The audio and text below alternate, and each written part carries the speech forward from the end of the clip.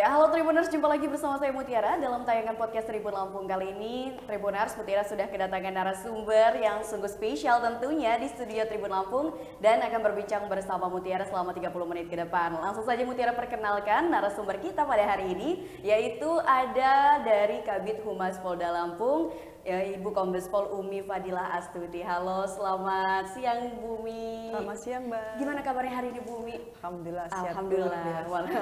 Walaupun lagi sibuk ini ya, iya. karena kan lagi udah mulai mudik ya. Nah, Bu Umi, gimana puasanya hari ini, lancar? Alhamdulillah. Nah, Tribuners, jadi karena kita sudah kedatangan Bu Umi Fadilah Astuti, kita akan berbincang nih terkait dengan persiapan dari Polda Lampung menyambut arus mudik ya untuk Hari Raya Idul Fitri 2024. Bu Umi, boleh diceritain dong untuk saat ini apa saja nih persiapan yang sudah dilakukan oleh Polda Lampung untuk menyambut mudik gitu kan periode Hari Raya Idul Fitri 2024. Iya, ini kan mudik ini menjadi event tahunan masyarakat Indonesia ya. Setiap tahun masyarakat Indonesia tuh mudik ke kampung halaman masing-masing. Kemarin menurut survei indikator itu Polri dan mitra terkait yang bekerjasama sebagai penyelenggara dan penanganan mudik ini mendapatkan kepuasan masyarakat sebesar 89,5%. Nah, Cukup ini besar. apresiasi dari masyarakat itu meningkat 15% dari tahun sebelumnya 2022. Oh, 2022. Iya. Nah, kemudian di tahun ini juga menurut survei pergerakan masyarakat Kemenhub itu akan ada 71,7% masyarakat yang akan mudik. Jadi sekitar 190 juta masyarakat yang akan mudik. Termasuk juga akan mudik ke Polda Lampung, ke Provinsi Lampung seperti itu. Nah, untuk menjaga supaya ketertiban, kelancaran mudik ini aman, nyaman, maka Polda Lampung dan Polri pada umumnya telah melaksanakan namanya operasi kepolisian terpusat, operasi ketupat. Kalau Polda Lampung sendiri namanya operasi ketupat Krakatau 2024. Iya. Nah, operasi ini bertujuan untuk mewujudkan situasi yang aman, nyaman kepada masyarakat yang akan mudik dan juga untuk terciptanya Kamseltip Carlanta supaya nanti mudik itu lancar ya, sampai ke rumahnya dan juga untuk menurunkan tingkat pelanggaran dan kecelakaan dan fatalitas korban kecelakaan. Nanti kita bergerak di sana ya. Kemudian ini kita untuk operasi ketupat ini durasi waktunya adalah 13 hari.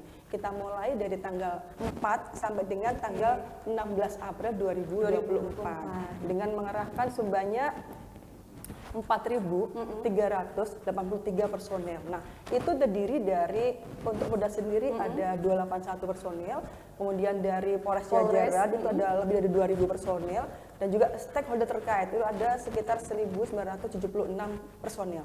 Mereka ada yang dari teman-teman TNI, kemudian juga ada dari Dishub, Dinkes pastinya, kemudian dari Damkar, Senkom, PMI Pramuka, dan banyak yang lainnya yang membantu kegiatan operasi ketupat ini. Jadi sampai mengerahkan 2.000 personil ya, dan itu tersebar di 4.000. Oh ya, 4.000 secara total. Iya, totalnya. Dan itu disebar di seluruh titik-titik kabupaten ataupun kota yang ada di Provinsi Lampung ya, Bu Umi. Betul Nah, sekali. terkait dengan hal tersebut, Bu Umi, kalau untuk pos pengamanan sendiri itu Bu Umi kalau boleh tahu di mana saja titik-titiknya? Iya, jadi kita sudah mendirikan 81 posko. Satu posko terpadu itu ada di Bakoheni, Pelabuhan Bakoheni. Kenapa di sana? Karena memang itu sebagai pintu masuk ya. Jawa ke Sumatera, Sumatera ke Jawa. Nah, di sana kita ada sekitar diawaki sekitar 131 personil. Di sana ada Polri, ada TNI, ada Senkom dan Dinkes dan sebagainya dari sana. Nah, kemudian juga ada 60 pos pengamanan juga tersebar baik yang ada di tol maupun non tol. Itu juga sebagai bentuk pedulian kita untuk mengamankan pergerakan masyarakat sampai dengan di tempat tinggal masing-masing. Kemudian juga ada 20 pos pelayanan. Nah, ini fungsinya adalah untuk memberikan pelayanan kepada masyarakat yang mudik, baik pelayanan kesehatan maupun pelayanan informasi arus mudik. Kan kita tidak tahu ya dalam perjalanan mudik itu mungkin ada yang lelah, mungkin ada yang sakit atau apa. Ya, karena puasa ini silakan nanti manfaatkan pos pelayanan kami di sana. Sudah ada tim kesehatan yang akan membantu Bapak Ibu sekalian untuk apa keluhan sakitnya. Semoga sih nggak sakit Nggak ya sakit ya, harapannya seperti Tapi itu. kita tetap ada, kita tetap untuk antisipasi, tetap kita bangun pos pelayanan di seluruh wilayah baik Bandar Lampung sampai ke pesisir barat. Oke, dan itu 1 kali 24 jam ya? Betul sekali. Oke, wah, luar biasa sekali nih persiapan yang tengah dilakukan oleh pihak Polda Lampung untuk menyambut para pemudik ini supaya bisa mudik dengan aman, nyaman, dan lancar juga. Nah, Bu Umi, ini kan ada satu hal yang menarik. Kemarin Mutiara baru saja membaca ternyata Polda Lampung tahun ini juga mengadakan mudik gratis ya, Bu Umi. Betul sekali. Nah, kalau boleh tahu nih, mudik gratis ini berapa sih jumlah targetnya dan tujuannya dari mana ke mana, Bu Umi? Iya, jadi kemarin dari Dirlantas Polda Lampung telah melepas sekitar 250 orang mudik gratis. Mereka menuju ke Solo dan Yogyakarta. Dan ternyata antusiasme masyarakat luar biasa. Dan kita siapkan 5 bis, 2 ke Solo, 3 ke Jogja. Nah, ini kemarin tanggal 4, kita waktu itu tanggal 23 Maret, kita menginformasikan untuk ini ada mudik gratis. Besoknya sudah langsung penuh kuotanya. Jadi kadang-kadang banyak teman-teman yang nanya, kok ini sudah habis, Ternyata gitu antusias masyarakat luar biasa, sehari saja sudah penuh kuotanya. Seperti itu. Nah, kalau boleh tahu, emang pada saat ini pembukaan informasi kan terkait dengan mudik gratis ini ada syarat-syarat tertentu nggak sih, Bu Umi? Tidak terlalu signifikan. Syaratnya adalah yang penting sehat, kemudian KTP saja, terus mendaftar ke Dirlantas Polda Lampung. Dan diantarkan itu sampai dengan kota tujuan ya? Iya, wah, luar biasa sekali. Dan harapannya ini tahun depan juga akan menjadi ini ya, acara tahunan ya, Bu? Iya, kami berharap bahwasanya ini bisa menjadi event tahunan dan semoga tahun depan bertambah kuotanya. Tidak hanya 250 tapi bisa sampai 500 orang yang bisa menikmati mudik gratis tersebut. Iya, dan tentunya ini bekerja sama dengan stakeholder lainnya ya. Karena ini kan membutuhkan kerjasama. Nah, Bu Umi, terkait dengan mudik gratis juga, terus juga kan kemarin ini ada cerita mengharukan ya yang datang dari salah satu penumpang mudik gratis yang katanya dia ini kan seorang pemukul rongsokan dan akhirnya dia senang karena dengan adanya program dari Polda Lampung ini akhirnya membuat dia bisa pulang ke kampung halamannya gitu kan. Jadi luar biasa sekali apresiasi masyarakat, terutama bagi masyarakat yang bisa merasakan mudik gratis dikarenakan program dari Polda Lampung. Nah, Bu Umi, ini kalau boleh tahu arus mudik kan ini mudik ini tahun ini kayaknya liburannya lumayan lama ya, 10 hari nih kalau tidak salah sudah ditetapkan oleh pemerintah Indonesia. Nah, kira-kira untuk puncak arus mudiknya sendiri itu kapan, Bu? Iya, kami memprediksi bahwa untuk puncak arus mudik itu mungkin di tanggal 7-8 April. Tapi saya juga mungkin malam ini pun juga sudah mulai karena hari ini kan mungkin hari terakhir masuk kantor, bekerja. Jadi mungkin kemungkinan malam nanti sudah mulai ada arus ya, walaupun mungkin kami perkirakan bahwa di tanggal 7-8 April gitu. Namun demikian kita tetap mengantisipasi mungkin mulai malam ini sudah mulai banyak pergerakan masyarakat menuju Lampung atau dari Lampung menuju ke Jawa. Seperti itu, iya. Oleh karena itu juga kami terus menyiapkan anggota kami yang sudah terploting di masing-masing untuk berkegiatan sesuai dengan tupoksi dan jadwal sudah kita berikan kepada mereka. Oke, nah Bu Umi, tapi kalau misalkan untuk di Lampung sendiri itu ada beberapa titik sih Bu Umi yang bisa dikatakan oh ini ternyata titik yang padat nih kalau misalkan arus mudik ini terjadi. Iya, jadi kita sudah memetakan titik kerawanan ya, ada 9 titik rawan bencana, ada 45 titik rawan kecelakaan, ada 36 titik rawan kemacetan dan juga ada 102 itu ruas jalan yang rusak. Nah, oleh karena itu kami Polri beserta stakeholder terkait berupaya bagaimana supaya titik-titik tadi sudah kita petakan itu bisa dilampaui oleh para pemudik tetap dengan kondisi aman, lancar dan aman sampai ke tempat tujuan. Otomatis kita akan kerjasama dengan mungkin Dishub, para Kapolres di wilayahnya untuk terus menjaga agar mereka-mereka ini, para pemudik ini tetap bisa berkegiatan, perjalanan itu tetap lancar sampai ke tempat tujuan. Ya, betul sekali. Nah, tapi Bu Umi kalau untuk di Kota Bandar Lampung ini kan biasanya kalau udah mulai banyak yang mudik nih ya ke Kota Bandar Lampung ini macetnya luar biasa. Nah, kalau misalkan nanti di hari raya apakah ada rekayasa lalu lintas yang akan dilakukan, Bu Umi? Iya, ketika nanti arus kendaraan sudah mulai meningkat, otomatis pihak Polri akan melaksanakan rekayasa lalu lintas. Apakah nanti misalnya kita terapkan one way gitu ya, kemudian kontraflow kontraflow mungkin, ataukah kita akan terapkan ganjil genap. Nah, kita sesuaikan dengan situasi kondisi di lapangan. Nah, kita sih berharap masyarakat bisa lebih bijak berkegiatan di luar supaya arus lalu lintasnya tetap berjalan dengan baik. Nah, seperti itu sih. Walaupun demikian kita nggak bisa juga ya, artinya ini kan lebaran, ketemu dengan anggota keluarga, pengen jalan-jalan, pengen makan, rekreasi, ke mall, itu pasti akan ada pergerakan di sana. Oleh karena itu, bagaimana nanti kita bisa melihat situasi di lapangan, kita akan terapkan hal yang pas seperti apa, supaya pergerakan masyarakat ini tetap berjalan dengan baik, aman dan lancar. Lancar tentunya. Nah, Bu Umi, ini kan pada saat persiapan kemarin tidak hanya dari daratan saja, maksudnya Bu Umi memantaunya. Ini juga katanya kemarin melakukan pantauan langsung dari udara ya Bu Umi. Dan selama arus mudik nanti, apakah pantauan udara ini akan selalu dilakukan oleh pihak Polda Lampung? Iya, jadi kami memantau tidak hanya yang di daratan saja, tapi kami juga melakukan pantauan di udara. Kemarin saya dengan Pak Karoop melakukan pantauan udara dan alhamdulillah di hari pertama operasi tempat ini lalu lintas itu tidak terlalu signifikan. Belum terlihat kepadatan, belum terlihat antrean, baik itu di beberapa rest area masih cenderung kosong, tidak ada aktivitas berarti, artinya tidak terlalu banyak kendaraan yang parkir di sana. Dan kami menuju gerbang tol Bakauheni juga posisinya masih lancar.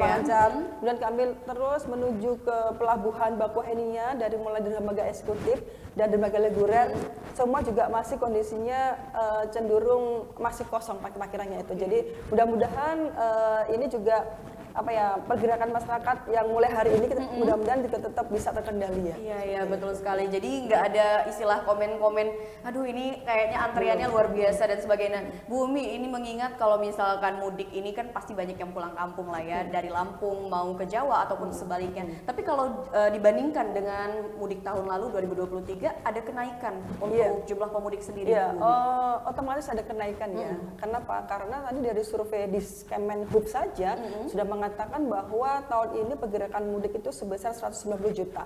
Ini kalau kita bandingkan dengan masyarakat Indonesia yang 270 juta, berarti separuhnya itu bergerak menuju ke tempat tujuan masing-masing, dan ini juga menjadi atensi kita semuanya. Oleh karena itu dari sekian ratus juta tadi itu pasti bergeraknya ke Provinsi Lampung. Ya. Oleh karena itu kami juga sudah mengantisipasi untuk membuat manajemen lalu lintas, bagaimana kira-kira ketika pergerakan dari Jawa ke Sumatera ini khususnya Bakauheni ya Mbak ya, itu kita sudah membuatkan semacam manajemen lantasnya di sana. Kita membuat ada 3 situasi yang bisa kita rekayasa ketika nanti ada lonjakan pemudik ya. Jadi kalau situasi hijau itu situasi di mana kondisi masih normal, masih bisa lalu lintas itu masih tidak ada antrian, dan itu nanti kita akan arahkan seperti biasa, artinya untuk yang pemudik yang menggunakan tiket eksekutif kita akan arahkan sebelah kiri masih menuju dermaga 7. Bagi yang reguler nanti kita arahkan sebelah kanan nanti untuk menuju ke kantong-kantong di dermaga 1 sampai dengan 6 gitu ya. Itu untuk situasi hijau. Dan untuk R2 R2 ini ketika masih normal maka dia akan melewati bypass underpass itu menuju ke dermaga 2. Nah, seandainya nanti R2 ini mengalami peningkatan kepadatan, maka kita akan arahkan mereka ini, para pengguna R2 ini ke sebuah dermaga tertentu, dan kita akan naikkan satu kapal khusus buat mereka, seperti itu.